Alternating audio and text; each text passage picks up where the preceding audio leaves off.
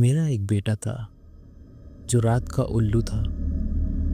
वो हमेशा रात को वीडियो गेम्स खेलता था जब दुनिया सोती थी। मैं उसके व्यवहार पे थक गया हूँ, पर मैंने उस पे कभी हार नहीं मानी।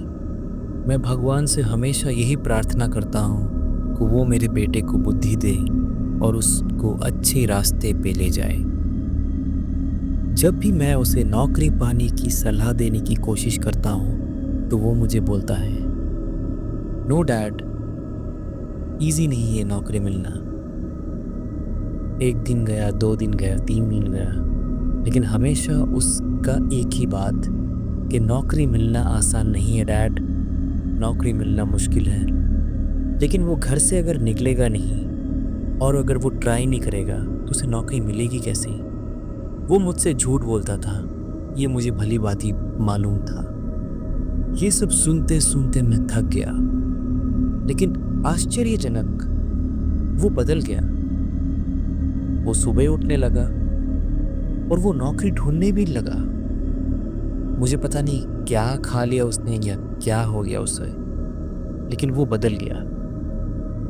वो रात को जगना बंद कर दिया और सुबह सुबह उठने लगा। 2 हफ्ते तक ये सब चला। तब मैंने अपनी चुप्पी तोड़ी और मैंने उससे पूछा, क्या हुआ है तुझे? तू इतने जल्दी और इतने अचानक से कैसे बदल गया? शायद भगवान ने मेरी सुन ली। जब मैंने अपने बेटे से पूछा कि बता बेटा, तेरे अंदर इतना बदलाव कैसे आया? और जब उसने मुझे बोला कि ये बदलाव किसके लिए आया, तो मेरे रोंगटे खड़े हो गए। मेरे बेटे ने मुझे बताया, एक रात करीब 2 या 3 बजे जब वो घर लौट रहा था और हमारा लिफ्ट और हमारा मेन गेट जो है वो आस पास में है, तो मेरा बेटा जब लिफ्ट से जब निकला तो उसने एक लड़की को देखा, सीधे हमारे मेन गेट पे बैठी हुई थी। उसने मुझे बताया कि डैड, आप विश्वास नहीं करोगे, बट मुझे यही लगा वो लड़की इंसान नहीं थी। रात को कौन सी लड़की 2 या 3 बजे इस तरह से किसी के दरवाजे के सामने बैठी रहेगी? वो सफ़ेद कपड़ों में बैठी हुई थी, गंदे थे कपड़े, उसके बाल इतने लंबे थे कि उसके चेहरे को भी ढक रहे थे। मैं डर गया डैड, मैं ये सब देख के डर गया। मुझे नहीं लगता कि वो इंसान है डैड। मैं इतना डर गया था कि मैं दौड़ के लिफ्ट में वापस में भाग गया और लिफ्ट में बैठा हुआ था। मेरे हाथ काँप रहे थे, मेरे रोंगटे सारे खड़े हुए थे। मैं लिफ्ट में जाके बैठ गया। मैं काँप रहा था, मेरा सांस फूल रहा था, मेरे पसीने छूट रहे थे। उसके बाद क्या हुआ बेटा? डैड, उसके बाद 1 घंटे बाद मैं फिर से वापस गया। मैं लिफ्ट खोला और मैं देखा वो लड़की फिर से उसी दरवाजे के सामने बैठी हुई है। मैं डर के फिर से वापस बेसमेंट में चला गया। 6 बजे तक मैं बेसमेंट में बैठा हुआ था, जब तक मुझे सुबह की किरणें नज़र नहीं आई। उसके बाद मैं ऊपर गया और वो चीज़ नहीं थी वहाँ पे डैड। और उसके बाद ही मैं घर में लौटा। और बेटा, वो कौन लड़की थी? डैड, मुझे कुछ पता नहीं वो क्या चीज़ थी, वो इंसान भी थी या नहीं, वो लड़की थी या कोई प्रेत, मुझे पता नहीं डैड।